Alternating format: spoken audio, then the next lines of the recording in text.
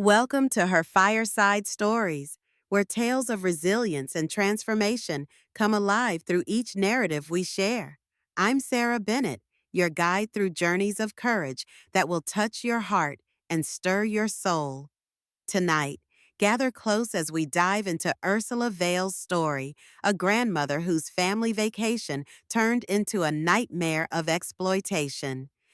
When her daughter-in-law belittled her and her savings vanished before her eyes, Ursula faced a heart-wrenching choice: remain a human ATM or reclaim her dignity with one unforgettable move at checkout. What she did next left her family speechless and sparked a transformation that would ripple through generations. Her story proves that sometimes the most powerful act of love is simply saying enough. Subscribe now and join our community of listeners who find wisdom in these tales of quiet strength. Hit that notification bell, grab your favorite warm drink, and let me transport you into Ursula's world, where an ordinary grandmother discovered extraordinary courage when she needed it most. "You're so extra, Ursula," my daughter-in-law scoffed, loud enough for the entire hotel lobby to hear. My heart hammered in my chest, but I forced a polite smile as if her words didn't slice through me like a shard of glass. Right then, I knew this was going to be the most humiliating vacation of my life, but I could never have guessed how it would all end. My name is Ursula Vale, a 67-year-old retiree living off a modest pension and what remained of my life savings. I wear my silvery hair cropped close in a neat, practical pixie cut, a modern style for a modern grandma. My best friend Harriet once joked. Truth is, I've pinched pennies my entire existence, scrounging for discounts, clipping coupons, collecting change in coffee cans, all so I could hand my son, Avery, a better life than the one I had. At 40, Avery works for a rising tech firm in coastal California alongside his wife, Yvonne. Together, they're raising my grandson, Milo, an inquisitive 8-year-old with soft, curly hair that bounces every time he races to greet me. Avery had always been my pride and joy, tall, broad-shouldered, with bright, determined eyes that could charm anyone. But lately, each visit left me with a growing discomfort I couldn't quite name. For months, I'd been contemplating using my precious $20,000 savings, gleaned from decades of canceled luxuries, and secondhand everything for a family getaway. It wasn't an easy decision. Those funds were my safety net, my emergency cushion for unexpected medical bills or home repairs. But Milo was growing up so fast, and I longed to create memories with him before he reached the age where grandmothers become embarrassing rather than enchanting. What I didn't know then was that behind their seemingly successful facade, Avery and Yvonne were drowning in debt. Their coastal lifestyle, the sleek car, Yvonne's designer clothes, the private school for Milo stretched far beyond what Avery's mid-level tech salary could support.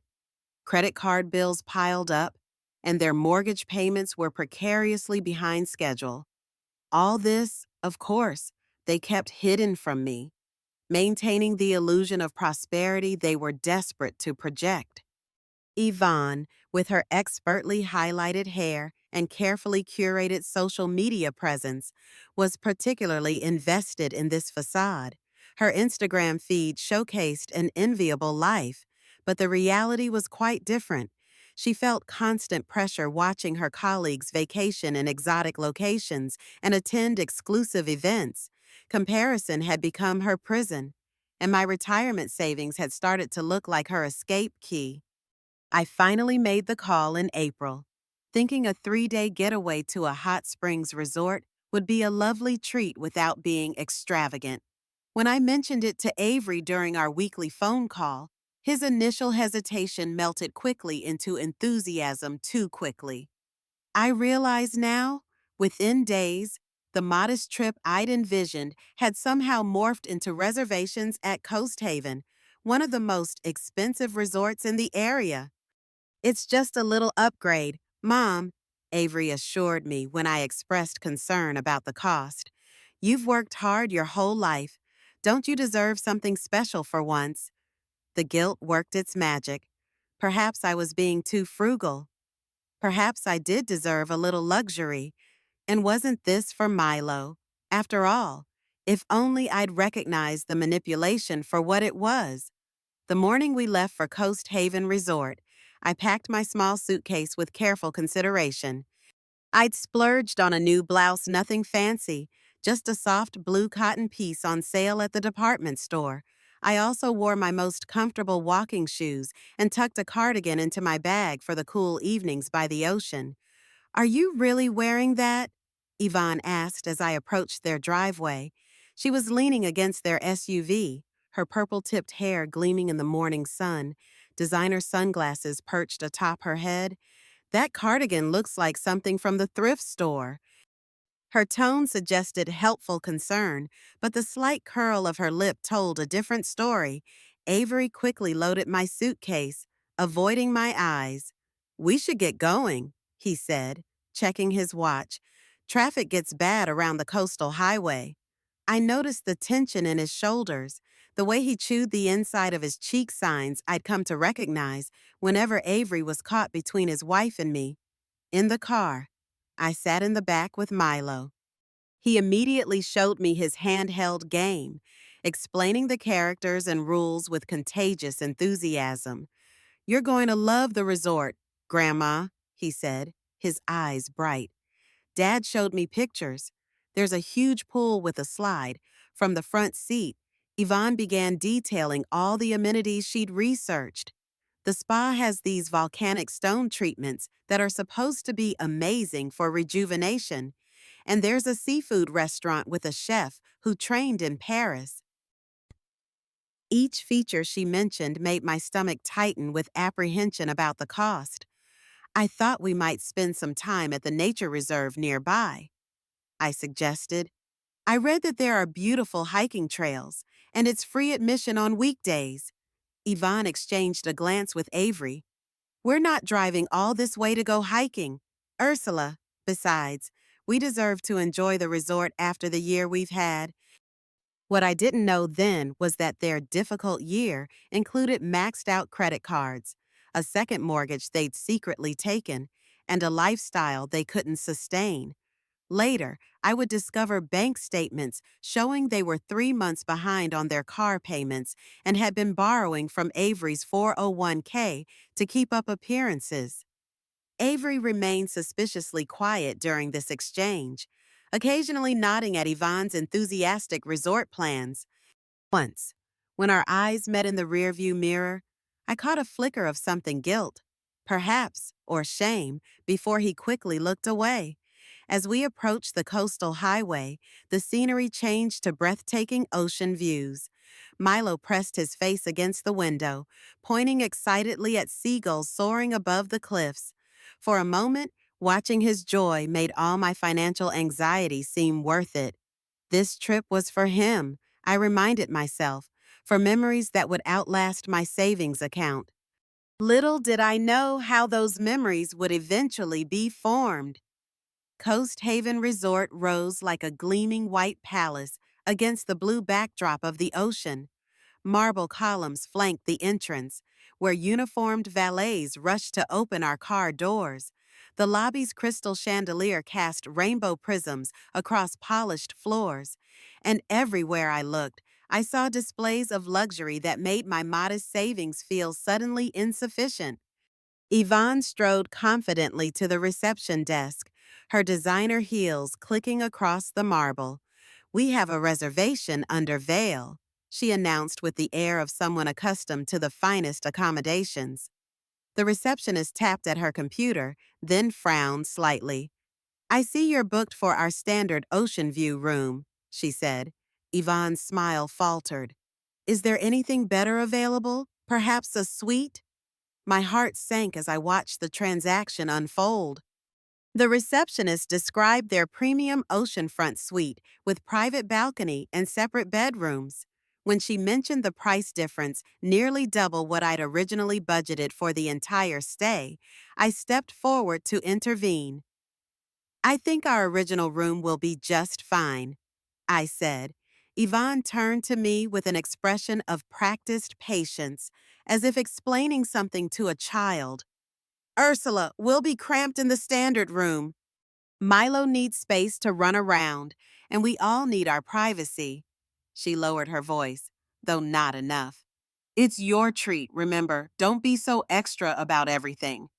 There it was again, extra. The word that somehow made me feel simultaneously too much and not enough. Avery finally spoke up, though not in my defense. Mom, it's fine. Let's take the suite. It'll be more comfortable for everyone. Oh, again. He handed over my credit card, which I'd entrusted to him for booking purposes without even consulting me. As we rode the elevator to the 5th floor, Milo bounced excitedly, oblivious to the tension. Will I be able to see whales from our window? He asked. I forced a smile. Maybe, sweetheart. We'll have to keep watching. The suite was even more lavish than I'd feared. 2 bedrooms, a spacious living area, floor-to-ceiling windows overlooking the ocean, and a private balcony large enough for outdoor dining. Yvonne immediately began inspecting everything, running her hands over the Egyptian cotton bedding and testing the plushness of the sofa.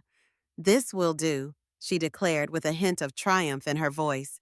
That afternoon, we had lunch at the resort's beachfront restaurant. I stared at the menu in dismay. The prices were astronomical, with simple sandwiches costing what I'd normally spend on groceries for days. I quietly settled on a side salad, the cheapest item available. Is that all you're getting? Yvonne asked loudly as the waiter hovered nearby. You should try the lobster bisque. At least, it's their specialty. She turned to the waiter. She'll have the bisque too, and we'll start with the seafood platter to share. Before I could protest, she and Avery had ordered enough food for twice our number, including an expensive bottle of wine. As the waiter left, I tried to voice my concern. This is all very lovely, but I'm worried about the expense, I said quietly. Maybe we should pace ourselves a bit. Yvonne rolled her eyes. Relax, Ursula. We're here to have fun. Stop being so extra about everything. Avery shifted uncomfortably but said nothing. I noticed him checking his phone repeatedly under the table, his brow furrowed in what I later realized was financial anxiety of his own. Milo, sensing the tension, changed the subject. Can we go to the pool after lunch, Grandma? He asked, his innocent question a welcome diversion. Of course, sweetheart, I replied, grateful for his intervention. I'd love that. At least in the pool, I thought. We couldn't spend money. How wrong I was. Upon arriving at the pool area, Yvonne immediately secured the most expensive cabana, complete with personal server, and began ordering premium cocktails and snacks we didn't need after our enormous lunch. By the end of our first day, I lay awake in the unfamiliar luxury of my king-sized bed, mentally calculating how much we'd already spent. At this rate, my carefully saved $20,000 would evaporate before we even checked out. But more painful than watching my savings disappear was realizing how little my son and daughter-in-law seemed to value what those dollars represented: years of sacrifice, careful planning, dreams deferred. Still, I told myself, there was Milo, the joy on his face as he splashed in the pool, his excitement when he spotted dolphins from our balcony. Surely those moments justified the expense. I fell asleep clinging to that thought, hoping tomorrow would somehow be different. The second day dawned bright and clear. I woke early, drawn to the balcony by the sound of crashing waves, for a peaceful moment, watching the sun sparkle on the water. I forgot my financial worries. Then reality flooded back as Avery joined me, coffee in hand. Sleep well, Mom? He asked, his smile not quite reaching his eyes. I nodded. It's beautiful here. An awkward silence stretched between us. Yet, I wanted to speak openly about the extravagant spending, to understand why he allowed Yvonne to steamroll my budget, but the words wouldn't come. Avery had always been sensitive to criticism, quick to interpret concern as disappointment. So instead, I changed course. I was thinking we could visit that nature reserve today, I suggested. The concierge mentioned there's a beautiful hike to a scenic viewpoint. Avery looked relieved at the suggestion of a cost-free activity. That sounds nice. I'll run it by Yvonne when she wakes up. But when Yvonne emerged 2 hours later, she had other plans. I've booked myself a spa day, she announced, scrolling through her phone.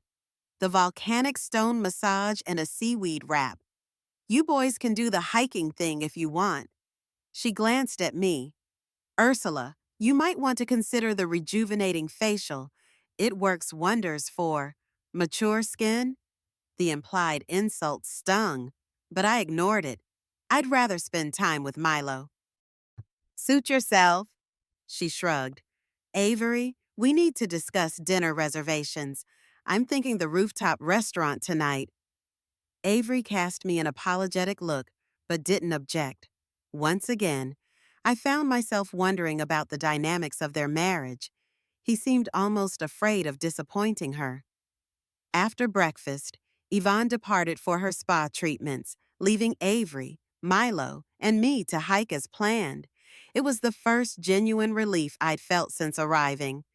Away from Yvonne's judgmental gaze, Avery seemed to relax, laughing more freely as Milo raced ahead on the trail, identifying plants and insects from a nature guide borrowed from the resort. However, about halfway up the trail, my knee began to ache, an old injury flaring up. I slowed my pace, trying not to show discomfort.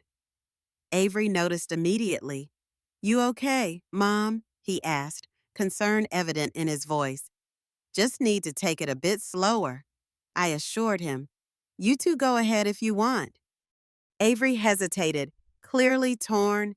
Milo's having so much fun, but I don't want to leave you behind. I'll be fine, I insisted. There's a bench just up there. I'll rest for a bit and catch up. Reluctantly, Avery agreed. We won't go too far, just to the next viewpoint. As I watched them disappear around the bend, Milo's excited chatter fading into the distance, I lowered myself onto the wooden bench with a sigh. My knee throbbed, but the emotional ache was worse. I couldn't help feeling like a burden, the old woman slowing everyone down, good only for her checkbook. I sat there for nearly 20 minutes before Milo came racing back, his curls bouncing. Grandma, you have to see this. We found a tide pool with starfish. He grabbed my hand, his small fingers warm against mine. Lead the way, Captain, I said, allowing him to help me up. With Milo's support and significantly more slowly than before, I made it to the tide pool, Meninatis. Avery was waiting, his expression softening when he saw us approaching hand in hand. Look, Grandma, Milo pointed excitedly at the colorful starfish clinging to the rocks. His pure, uncomplicated joy was contagious. As we observed the tiny ecosystem, I seized the opportunity to speak with Avery while Milo was distracted. Avery, I began carefully. I'm concerned about how much we're spending on this trip, the suite upgrade, the expensive meals, Yvonne's spa days. It's far more than I budgeted for. His expression immediately closed off. Mom, please don't start this now. We're having a nice time. I'm not trying to ruin anything, I said quietly, but I need you to understand that my savings aren't unlimited. I wanted this trip to be special, but at this rate, it's just money, he interrupted, an edge to his voice. You've always been so tight with it. For once, can't we just enjoy ourselves without counting every penny? The unfairness of his statement left me speechless. Before I could respond, Milo called out, demanding our attention for another discovery. The moment for honest conversation had passed. On the walk back, my knee pain worsened considerably. Each step sent shooting pain up my leg, but I was determined not to complain. Avery noticed my limping and wordlessly offered his arm for support. It was a small gesture of care that gave me hope. Perhaps the connection between us wasn't completely lost. When we returned to the resort, Yvonne was lounging by the pool, looking refreshed from her spa treatments. She barely acknowledged our return, too engrossed in posting perfectly filtered photos to her social media accounts. "How was the hike?" she asked absently, not looking up from her phone. "Grandma's knee hurt," Milo reported. "But we saw starfish and a crab that was this big." He stretched his arms wide, exaggerating as children do. Yvonne finally looked up, her gaze critical as it landed on me. "If your knee's bothering you, Ursula, maybe you should skip dinner tonight. Order room service instead." The suggestion thinly veiled as concern was clearly meant to exclude me from their plans. Avery frowned slightly but remained silent. "My knee will be fine with some rest," I said firmly. "I'm looking forward to dinner." That evening, at the rooftop restaurant, I watched as Avery and Yvonne once again ordered the most expensive items on the menu. When the waiter approached me, I selected the least costly entree, ignoring Yvonne's pointed look. Midway through the meal, while Yvonne was recounting her spa experience in excruciating detail, Milo tugged at my sleeve.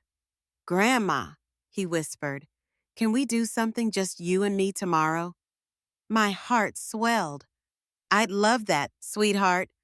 What did you have in mind? Could we paint seashells? I saw some kids doing it in the activity room." I smiled. "That sounds perfect." For the first time since our arrival, I felt a genuine sense of purpose.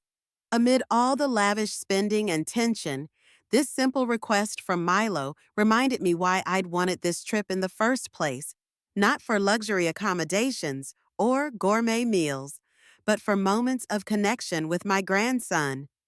The next morning, while Avery and Yvonne were still asleep, Milo and I slipped away to the resort's activity room. It was blessedly empty at that early hour, and we claimed a quiet corner with supplies for painting seashells. Milo's concentration was endearing, his tongue poking out slightly as he carefully applied blue and green swirls to his chosen shells. "Mom and Dad fight a lot about money?" he said suddenly, his eyes still on his work. The statement caught me off guard. "Do they?" He nodded solemnly. "Dad says they're overextended, whatever that means. Mom cries sometimes when the mail comes." My heart sank. Children absorb so much more than adults realize. "Sometimes grown-ups worry about money," I said carefully. "It doesn't mean they don't love each other, or you." Milo considered this. "Mom wanted to come on this trip really bad. She told Dad it would be good for her Instagram." "What's Instagram?" "Grandma." Before I could respond, my phone buzzed with a bank notification. I glanced at it casually, then froze. It was an alert about an unusually large transfer from my savings account, $5,000 withdrawn that morning. I hadn't authorized any such transfer. "Milo, sweetheart," I said, trying to keep my voice steady. "I need to make a quick phone call. Keep painting, okay?" I stepped just outside the activity room door, my hands trembling as I dialed my bank. After verifying my identity, the customer service representative confirmed my fears. A transfer had indeed been initiated from my account to one belonging to Yvonne Vale. "This was done through your banking app," she explained. "Does anyone else have access to your phone or know your passcode?" My mind raced. Yesterday, during our hike, Avery had asked to use my phone to check his work email when his battery died. I'd given it to him without a second thought. "I need to freeze my accounts immediately," I told the representative, and I want to dispute this transfer. After completing the necessary security steps, I ended the call and leaned against the wall, feeling physically ill. My own son had stolen from me. I was still processing this betrayal when my phone buzzed again, another alert, this time about an attempted credit card application in my name. Shaking, I returned to Milo, who was blissfully unaware of the storm brewing. "Your shells look beautiful," I managed to say. "This one's for you," he said, holding up a small scallop shell painted with a purple heart. "Purple is the color of wisdom, my teacher says." I blinked back tears. "Thank you, sweetheart. I'll treasure it." When we returned to the suite, Avery and Yvonne were in the living area, heads close together in what appeared to be an intense discussion. They fell silent when we entered. "Where were you two?" Yvonne asked, her tone accusatory. "Painting shells," Milo answered happily, showing off his creations. I noticed my phone lying on the coffee table, not where I'd left it. Avery followed my gaze and had the decency to flush with guilt. "Milo, why don't you go put your shells somewhere safe?" I suggested. Once he was out of earshot, I turned to face them. "I need to know why $5,000 was transferred from my account to yours this morning." Yvonne, her eyes widened in momentary shock before narrowing defensively. "What are you talking about?" "Don't," I said quietly. "The bank confirmed it. They also mentioned an attempted credit card application in my name. That's identity theft, you know." Avery stood up, his face pale. "Mom, I can explain. I trusted you." I interrupted, my voice barely above a whisper. "I gave you my phone yesterday because you asked to check your email. How long have you been planning this?" Yvonne's defense crumbled into anger. "Do you have any idea what it's like trying to keep up appearances? Our mortgage is underwater. We're drowning in debt, and you're sitting on a fortune you never use." "A fortune?" I echoed incredulously. "I saved that money penny by penny over decades, going without so that Avery could have opportunities I never had. And this is how you repay me, by stealing?" Avery looked torn between shame and defensiveness. "We were going to pay it back," he said weakly. "It's just temporary, until my next bonus. Like the temporary loan you took last Christmas," I guessed, watching his expression confirm my suspicion. How many times has this happened without me noticing? The silence that followed was damning. "I've frozen all my accounts," I told them, "and I've disputed the transfer. The bank is also investigating the fraudulent credit card application." Yvonne's face contorted with rage. "You're overreacting. Families help each other." "That's what family does." "No," I said firmly.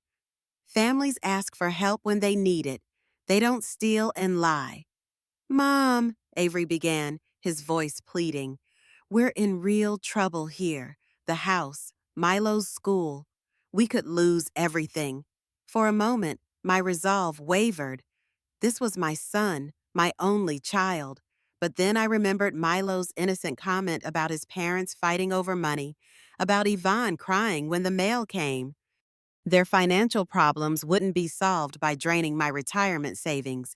That would only enable more irresponsible behavior. "I'm sorry you're struggling," I said sincerely. "But stealing from me isn't the answer. If you'd asked honestly, maybe we could have worked something out, financial counseling, a proper loan with terms. But now I shook my head.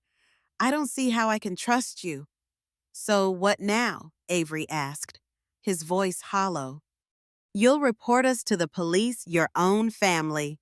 The thought hadn't occurred to me, but his defensive question made me wonder if it should have. "No," I said finally, "but I can't continue this charade of a vacation either." Just then, Milo emerged from his room, clutching his painted shells. The sudden silence alerted him that something was wrong. Are you fighting? He asked in a small voice. Yvonne quickly plastered on a smile. Of course not, honey. Grandma's just being a little dramatic about money, that's all. My patience snapped. No, Milo, we're having an important grown-up discussion about honesty and respect. Sometimes adults make mistakes, and then they need to take responsibility for them. Milo looked between us, confusion evident in his young face. In that moment, I made a decision. I think it's time for me to go home, I said gently. But our trip isn't over, Milo protested, tears welling in his eyes. I knelt down to his level, despite my aching knee. I know, sweetheart, but sometimes adults need some space to figure things out. I promise I'll see you again soon. As I stood, I addressed Avery and Yvonne one last time. I'll be checking out this afternoon. I've already paid for the room through tomorrow, so you can stay if you want, but any additional charges will be your responsibility. With that, I retreated to my room to pack, my heart heavy but my resolve firm. Through the door, I could hear Avery and Yvonne's heated whispers, punctuated by Milo's confused questions. It wasn't how I'd envisioned this trip ending, but sometimes standing up for yourself means walking away even from the people you love most. Once in my room, I sat on the edge of the bed, hands trembling as the full magnitude of what had happened and what I needed to do sank in. My own son had betrayed my trust in the most fundamental way. The pain was acute, like a physical wound. I needed help, and I needed a plan. First, I called my friend Harriet back home. Her familiar voice was instantly soothing. Ursula, is everything all right? You sound terrible. The concern in her tone was my undoing. I broke down, explaining through tears what had happened: the extravagant spending, the stolen money, the attempted identity theft. Oh, Ursula, she breathed. I'm so sorry. What can I do? I need a place to stay. I admitted, I can't go back to my apartment yet. They have a key, and I'm afraid of what they might do next. My guest room is yours for as long as you need, Harriet said without hesitation. When will you be home? We worked out the logistics. She would pick me up from the bus station that evening. Next, I called the bank again to ensure the disputed transfer was being properly investigated and to change all my access credentials. Finally, with a deep breath, I called the front desk and asked to speak with a manager about a sensitive matter. 20 minutes later, I was seated in a discreet corner of the lobby with Mr. Reynolds, the resort's assistant manager, a professional-looking man in his 40s with kind eyes. Ms. Vale, he began. How can I assist you today? I explained my situation as calmly as I could, that I needed to check out early due to a family emergency, that I had authorized the payment for the room through our originally scheduled departure, but that I was concerned about additional charges being added to my card. I see, he said thoughtfully. While we can't remove the card from the reservation entirely without the primary guest's permission, which would be your son, as he checked in, we can certainly place spending limits and require verbal authorization from you for any new charges. It wasn't the perfect solution I'd hoped for, but it was something. Mr. Reynolds added notes to our reservation and provided me with his direct line in case of any issues. There's one more thing, I said hesitantly. I'd like to leave something for my grandson. I handed him a sealed envelope containing a note from Milo and the painted shell he'd given me that morning. Could you make sure this is delivered to him tomorrow? I don't want my son or daughter-in-law to intercept it. Mr. Reynolds nodded, understanding in his eyes. I'll personally ensure it reaches him.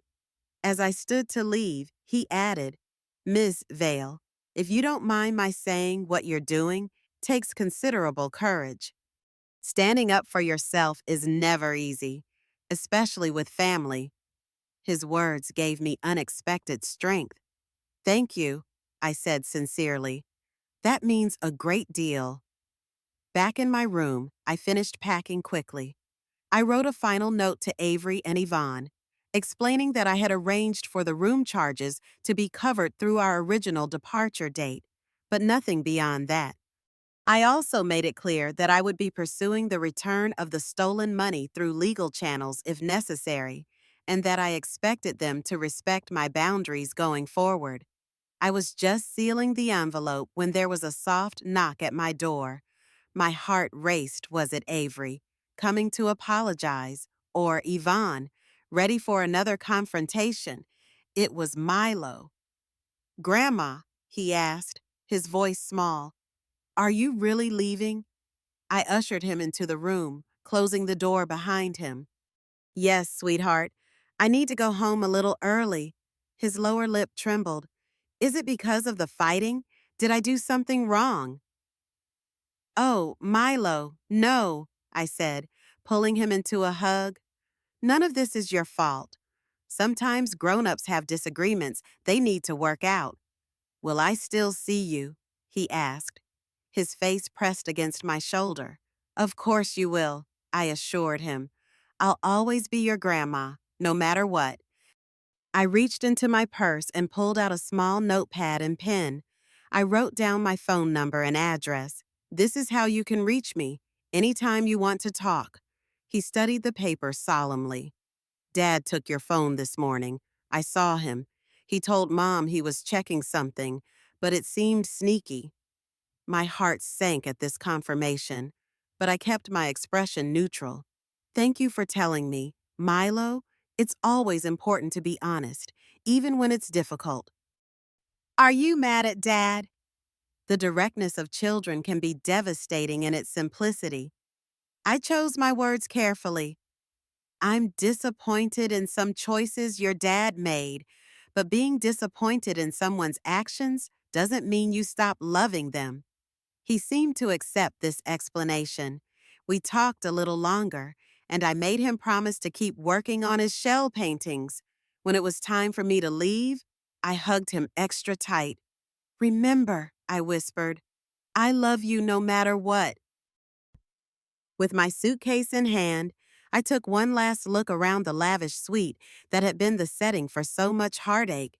Then I walked out, head held high, leaving behind both my note and the shattered illusion that money could buy family harmony.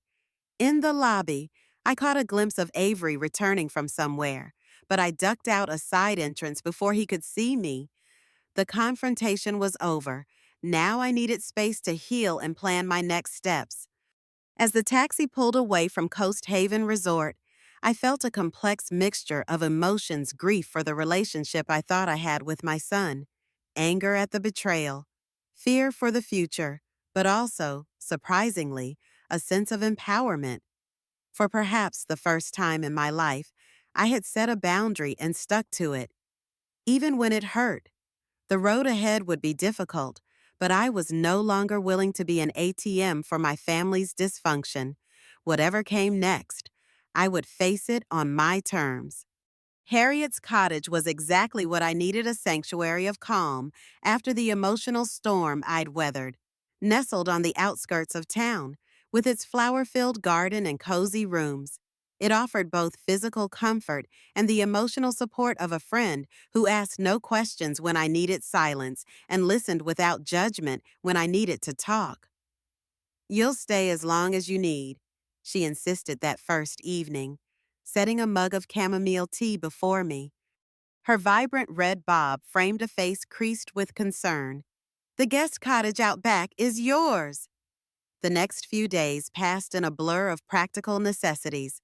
I changed the locks on my apartment, opened new bank accounts at a different institution, and filed fraud alerts with all three credit bureaus. Each action was a small reclamation of control. My phone buzzed constantly with messages from Avery and Yvonne, alternating between anger, guilt-tripping, and occasional glimpses of genuine remorse. I read them all but responded to none. I needed time and distance to process what had happened and decide how to move forward. A week after my return, Harriet gently suggested I consult a lawyer. Just to know your options. She clarified when I hesitated. Knowledge is power. Ursula. She was right, of course. The following day, I found myself in the office of Ms. Bertrand, a sharp-eyed attorney specializing in elder financial abuse cases. Despite my protest that I hardly qualified as elderly at 67 Ms., Bertrand explained that the legal definition was broader than I might think. What your son and daughter-in-law did constitutes financial exploitation, she explained, her tone matter of fact but not unkind. The unauthorized transfer from your account, the attempted identity theft with a credit card application. These are serious violations, both legally and ethically. I flinched at the harshness of the words, even though I knew they were true. I don't want to send my son to jail, I said quietly. Ms. Bertrand leaned forward, her expression softening. That's rarely the outcome in these cases, especially when family is involved. What we want is to protect you from further exploitation and potentially recover the funds that were taken without your consent.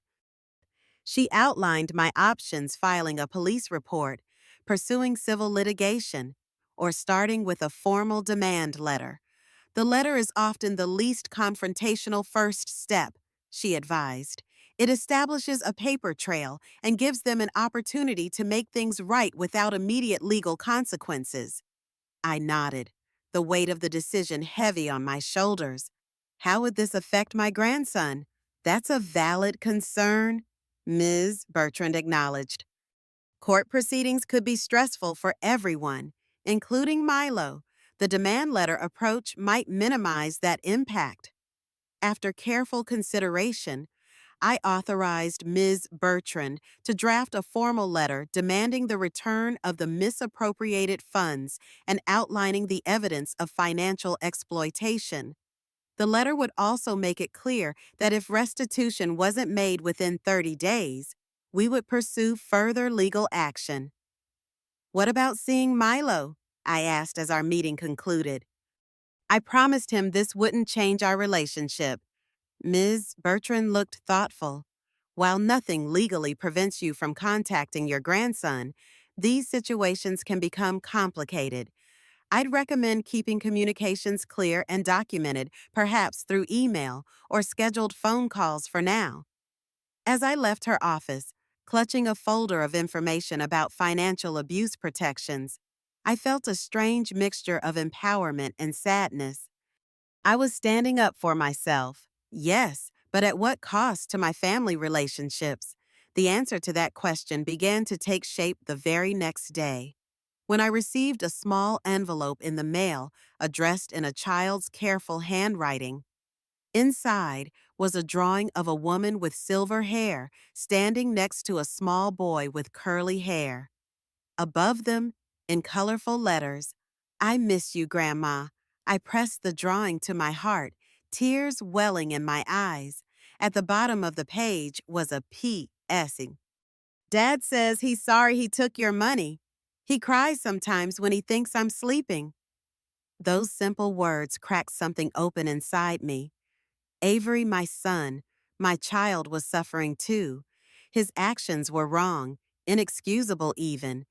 But he was still the little boy who once brought me dandelion bouquets and proudly showed off his science fair ribbons. I decided to write to Milo directly. Each Sunday morning, I sat at Harriet's kitchen table and composed a letter to my grandson.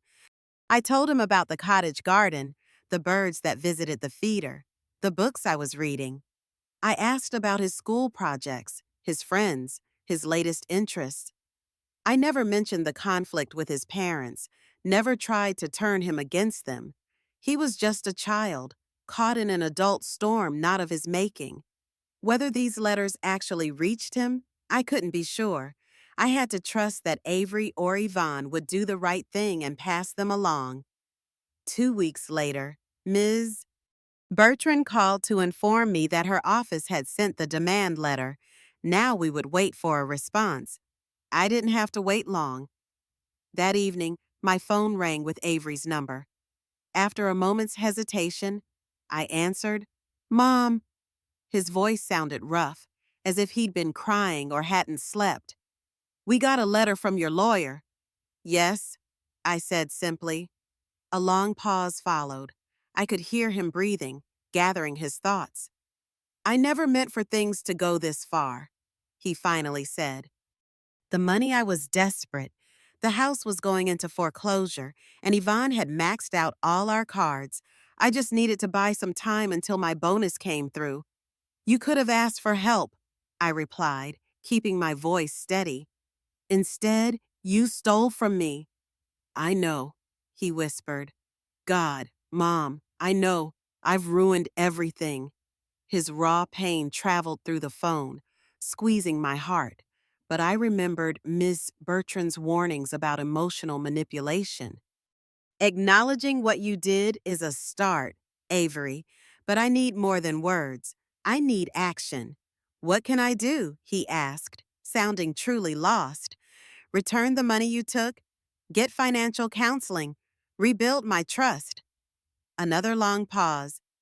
"Yvonne left," he said abruptly, "after we got back from the resort. Said she couldn't handle the middle-class struggle anymore. She's staying with her sister until we figure things out." The news shouldn't have surprised me, yet it did. "I'm sorry," I said, and meant it. Whatever my feelings about Yvonne, divorce was painful, especially with a child involved. "Milo misses you," Avery continued. "He keeps asking when you're coming back." "I miss him too. My letters, has he been getting them?" "Yes," Avery confirmed. "He reads them over and over. The last one, about the hummingbirds in Harriet's garden. He made me look up videos of hummingbirds online so he could see what you were describing." The simple image Milo and Avery watching hummingbird videos together nearly undid me. "I want to see him," I admitted. "I want that too," Avery said quickly. Maybe, maybe we could meet somewhere, just the three of us." I considered this carefully. Was I ready to face Avery in person? Was this a genuine attempt at reconciliation or another manipulation? "Let me think about it," I said finally. "And Avery?" "The money. We still need to address that." "I know," he said quietly. "I'll figure something out. I promise." After we hung up, I sat in Harriet's garden for a long time, watching the sunset paint the sky in shades of pink and gold. Something had shifted a tiny crack in the wall of hurt and betrayal, allowing a sliver of hope to shine through. A week after our phone conversation, I received an unexpected delivery, a certified check for $5,000, the exact amount that had been transferred from my account. Accompanying it was a handwritten note from Avery Mom. "This is the first step in making things right." I sold my car and downgraded to something much older, but reliable. It wasn't easy, but it was necessary. I've also enrolled in financial counseling through my company's EAP program. The first session was brutal, facing the mess I've made of my finances, but I'm committed to changing. I understand if you're not ready to forgive me yet. What I did was inexcusable, Hassan, but I hope someday you'll give me the chance to earn back your trust. With love and deepest regrets. Avery. I showed the letter to Harriet, who had become my sounding board through this ordeal. "It's a good start," she acknowledged, her practical nature keeping my emotions grounded. "But actions over time speak louder than one grand gesture." She was right, of course. Trust, once broken, could only be rebuilt slowly through consistent reliability and transparency. Still, my heart lightened at this tangible evidence of Avery's remorse. I called Miss Bertrand to update her on this development. She seemed cautiously optimistic, but advised me to proceed carefully with any family reunification. "Consider meeting in a neutral public place," she suggested, "and be clear about your boundaries going forward." After careful consideration, I called Avery and suggested meeting at a coffee shop in town the following Saturday. You can bring Milo, I added. I'd like to see him. When Saturday arrived, Harriet drove me to the coffee shop, giving my hand a supportive squeeze before I exited her car. Call me if you need a quick exit, she said. I'll be shopping nearby. The moment I entered the cafe, I spotted them at a corner table, Avery looking thinner than I remembered, dressed simply in jeans and a button-down shirt, and Milo, practically bouncing with excitement when he saw me. Grandma, he cried, launching himself at me with such force that I nearly lost my balance. I hugged him tightly, breathing in the familiar scent of his curly hair. I've missed you so much, sweetheart, I whispered, over his head. I met Avery's gaze uncertain, hopeful, ashamed all at once. Mom, he said simply, standing awkwardly beside the table. After the initial greetings, we settled into conversation, carefully navigating around the painful events of the resort trip. Milo dominated the discussion, eager to tell me about school, his new art projects, and how he'd been learning to cook simple meals with his dad. Dad makes pancakes on Sundays now, he reported. They're not as good as yours, but they're not bad. Avery chuckled ruefully. High praise indeed. While Milo was distracted by a chocolate cookie, Avery leaned forward. Thank you for coming, he said quietly. I wasn't sure you would. I'm here for Milo, I replied, then softened my tone. And for you too, Avery. I received your check. He nodded. It's just the beginning. I know that. How are things with Yvonne? I asked carefully. A shadow crossed his face. She's filed for divorce, says she never signed up for financial struggles. He glanced at Milo to ensure he wasn't listening. In a way, it's a relief. I've been walking on eggshells for years, trying to maintain a lifestyle we couldn't afford because I was afraid of disappointing her. The admission surprised me, not the divorce itself, but Avery's perspective on it. This was more self-awareness than I'd seen from him in years. And now, I asked, now I'm selling the house. It's too big, too expensive. I found a small apartment closer to Milo's school. His smile was tinged with sadness. It's going to be a big adjustment for him. I thought of my own modest apartment, how I'd always been slightly embarrassed when Avery and Yvonne visited, sensing their barely concealed judgment of my simple lifestyle. How ironic that Avery was now downsizing to something similar. Children are resilient, I said. What matters most is that they feel loved and secure. Our conversation continued, touching cautiously on practical matters, Avery's job security, Milo's school schedule, the progress of his financial counseling. When Milo announced he needed the bathroom, Avery escorted him, leaving me alone briefly with my thoughts. This meeting was going better than I dared hope. There was no denying the genuine change in Avery's demeanor, humbled. Yes, but also more authentic than I'd seen him in years. The entitled attitude had vanished, replaced by what appeared to be sincere contrition and a determination to rebuild. Yet caution tempered my optimism. People in crisis often make promises they can't keep once the immediate pressure eases.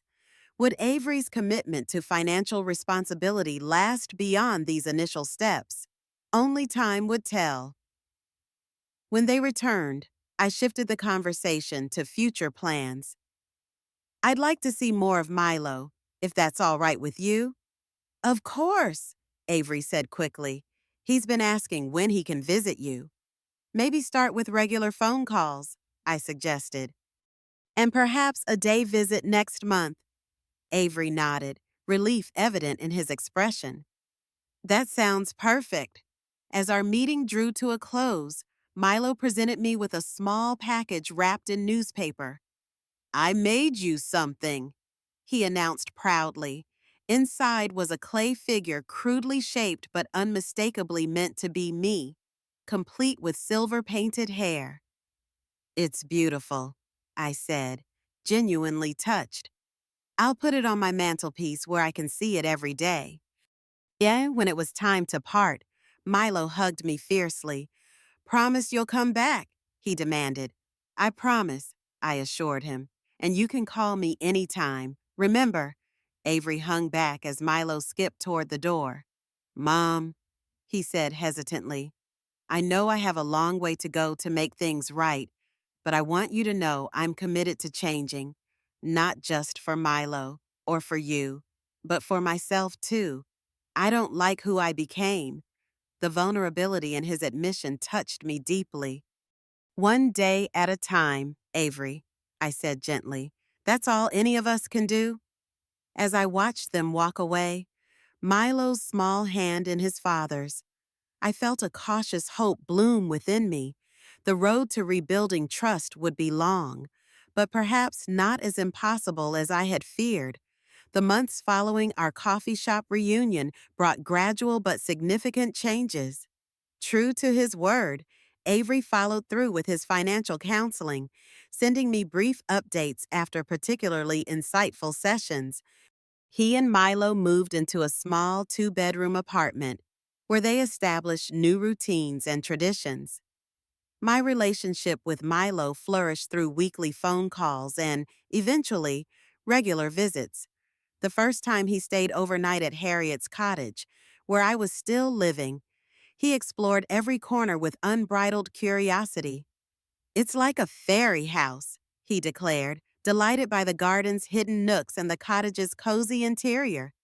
Watching him chase butterflies through Harriet's flower beds, I found myself contemplating my own living situation. My apartment lease would expire soon, and I wasn't eager to return to the city. Something about this small town, with its sense of community and slower pace, had begun to feel like home. "You know," Harriet remarked one evening as we shared a pot of tea, "Mrs. Collins is selling her cottage on Maple Street. It's smaller than mine, but charming and within your budget. I'd wager." The seed was planted. The following week, I toured the cottage, a compact but well-maintained home with a sunny kitchen and a small garden perfect for bird feeders and flower beds. Something about it spoke to me, promising a fresh start. Before making an offer, I discussed it with Ms. Bertrand, who had become something of a trusted advisor. "Financially, it's a sound decision," she confirmed after reviewing the details. "The price is reasonable, and using some of your savings for a substantial down payment would still leave you with a comfortable emergency fund." 2 days later, my offer was accepted.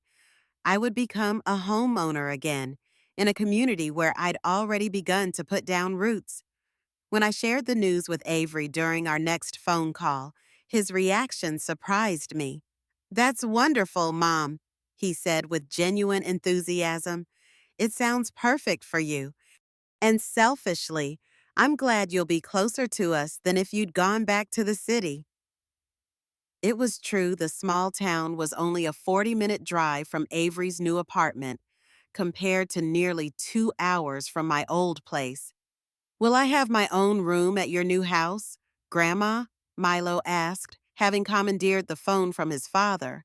I laughed. "Not exactly your own room, sweetheart, but a very comfortable sofa bed in the study that will be just for you when you visit." As my moving date approached, Avery offered to help with the transition. "I can rent a truck," he suggested, "help you pack up your apartment and get everything moved." I hesitated, still cautious about depending too much on promises that might not materialize, but Harriet, ever practical, pointed out, "You'd have to hire someone anyway, and it would be good for him to contribute in a tangible way." She was right. I accepted Avery's offer with the caveat that Harriet would help coordinate the logistics, a small safety net that preserved my independence while allowing Avery to demonstrate his reliability. On moving day, Avery arrived exactly when promised, with a rented truck and supplies. He worked tirelessly, handling my possessions with care and respect. During a water break, he gestured to a small box of framed photos he'd just packed. "I found some old pictures of us," he said quietly. "From that camping trip when I was 10, remember? When I fell into the lake trying to catch a frog." I nodded, smiling at the memory. "You were so determined to add that frog to your collection." "You never made me feel foolish," he recalled, "even when I was dripping wet and crying about losing my net." He paused, his expression growing serious. "I don't think I ever thanked you properly for how you raised me. You were always so supportive, so steady." The contrast with his recent behavior hung unspoken between us. He seemed to read my thoughts. "I lost sight of those values somewhere along the way," he admitted, "getting caught up in appearances, in what Yvonne wanted, in what I thought success should look like." "We all lose our way sometimes," I said softly. He shook his head. "Not like I did. Not to the point of stealing from the person who gave me everything." His eyes met mine directly. "I'm still ashamed of what I did, Mom." I don't know if I'll ever not be ashamed. Something in his raw honesty moved me deeply. Shame can be instructive if we don't let it paralyze us. I told him, "The question is what you do with it." "I'm trying to do better," he said simply, "every day." And he was. I could see it in 100 small ways. The careful budgeting app he showed Milo, teaching him about saving. The packed lunches they brought on visits instead of expensive takeout. The genuine interest he now took in my comfort and well-being, not as a source of financial support, but as his mother. By the time we finished unloading the last of my belongings into the new cottage, something had shifted between us, not a complete restoration of trust, but a foundation for rebuilding it, brick by careful brick. That evening, after Avery and Milo had returned to their apartment with promises to visit the following weekend, Harriet helped me make up the bed in my new bedroom. "So," she said, tucking in a corner of the quilt, "what do you think about Avery? I mean," I considered her question carefully. "I think he's genuinely trying to change," I said finally. "Whether that change lasts, time will tell," Harriet nodded. "And you? How are you feeling about everything?" I gazed around the cottage, my new home, my fresh start. Through the window, I could see the garden where I planned to plant roses and install bird feeders. Oasis. On the mantelpiece stood Milo's clay figure of me, alongside framed photos spanning decades of family history. "I feel," I said slowly, "like I've reclaimed something important. Not just my financial security, but my self-respect." I smoothed the quilt with my palm, and I've learned that sometimes the most loving thing you can do for someone is set a boundary they can't cross. Harriet smiled, her eyes crinkling at the corners.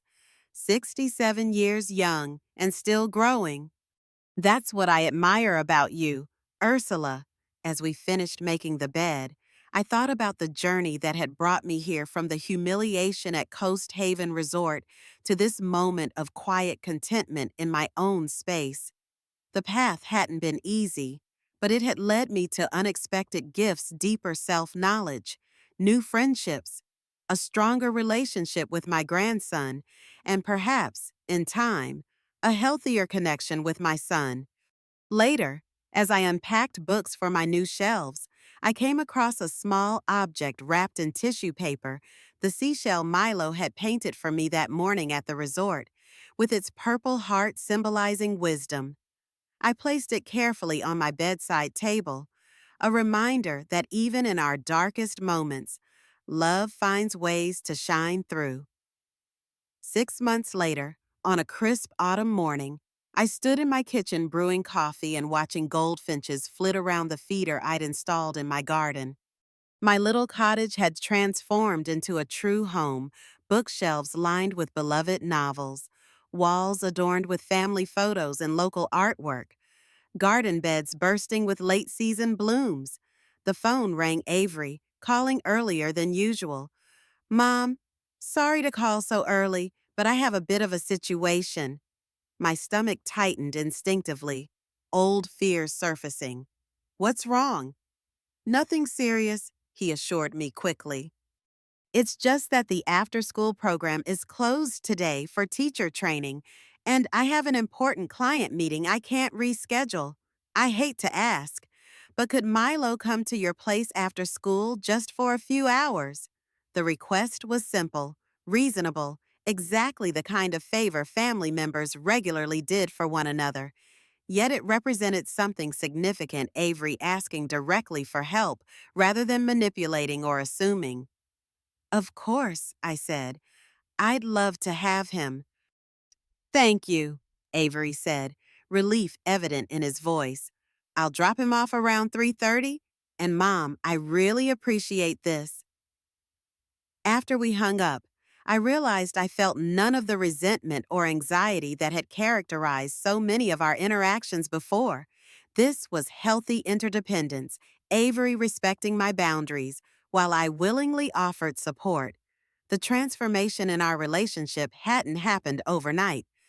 There had been setbacks along the way, moments when old patterns threatened to reemerge, when trust felt fragile and uncertain. But consistently, Avery had demonstrated his commitment to change. He'd stuck with his financial counseling, gradually rebuilding his credit and establishing a sustainable budget.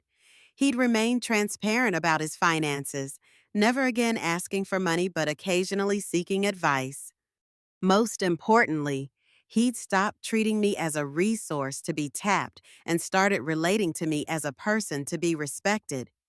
As for Yvonne, she had indeed filed for divorce, moving to Los Angeles to pursue a career in social media marketing. Her visits with Milo were infrequent, which saddened me for his sake.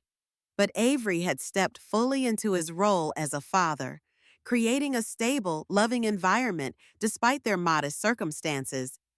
That afternoon, when Avery's car pulled into my driveway, Milo bounded out with his usual exuberance, backpack bouncing.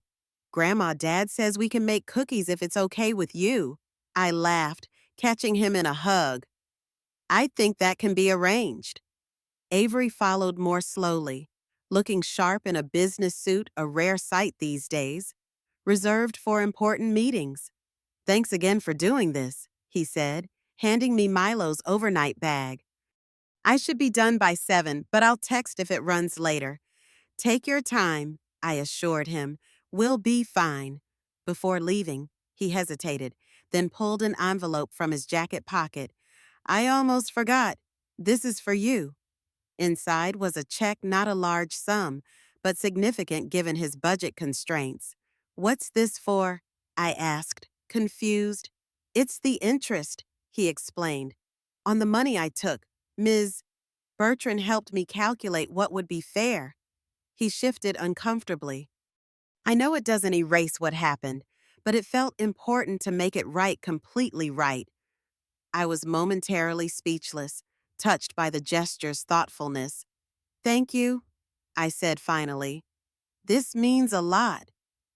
After he left, Milo and I spent a delightful afternoon baking cookies, reading stories, and tending to the garden.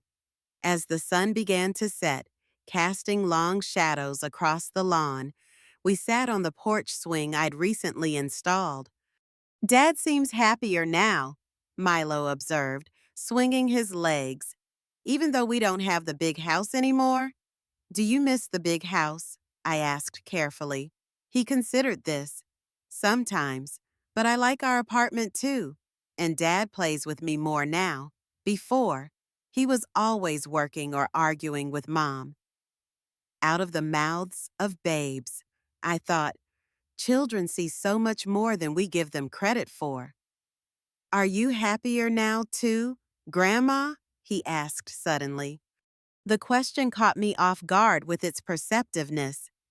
Yes, I said honestly. I am. Because you stood up for yourself. He stated with certainty, "That's what Dad says. He says you taught him an important lesson about respect." A lump formed in my throat. "Your dad is a wise man," I managed.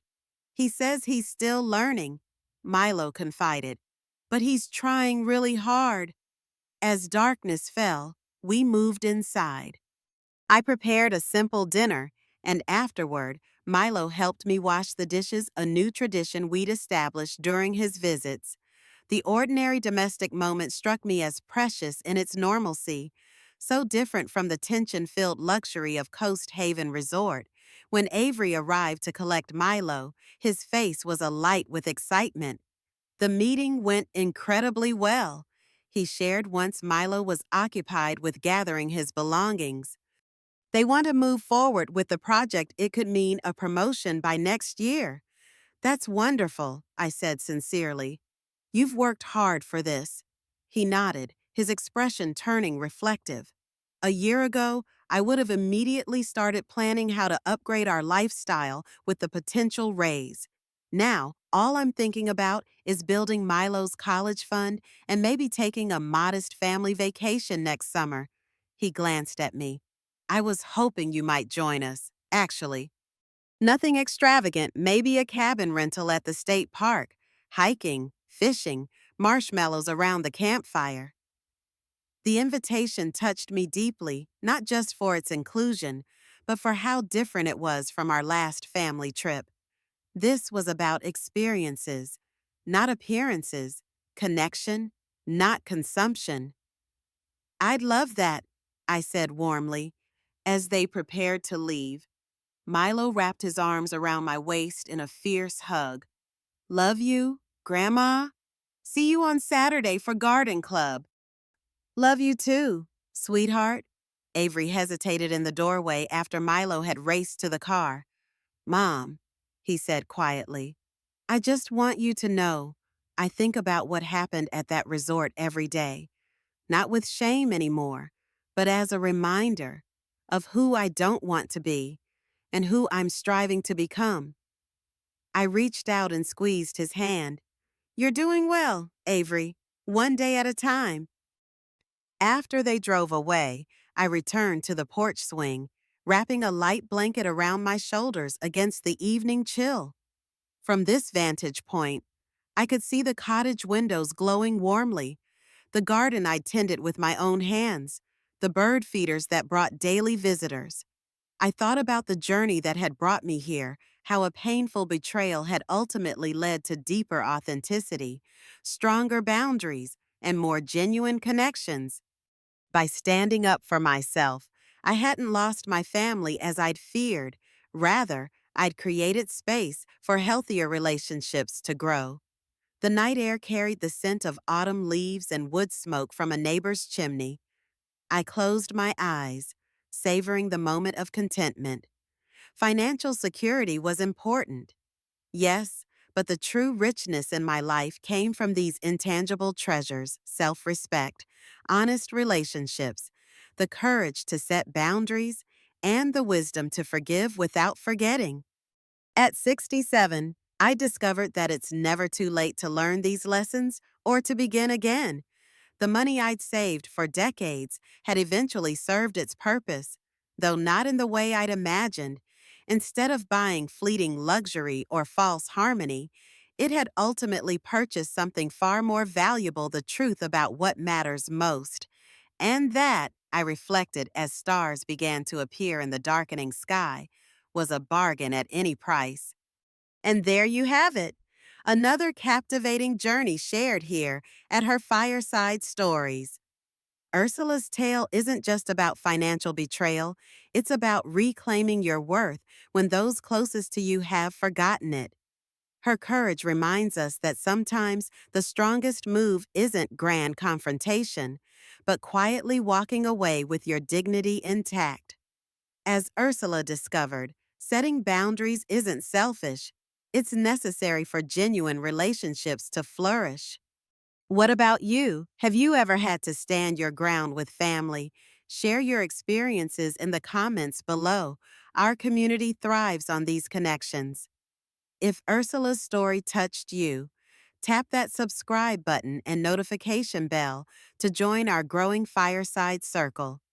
Each week, we explore another remarkable journey of strength found in ordinary lives. Until next time, remember your worth isn't determined by what others take from you, but by what you choose to stand for. This is Sarah Bennett, keeping the fire of storytelling alive, one heart at a time.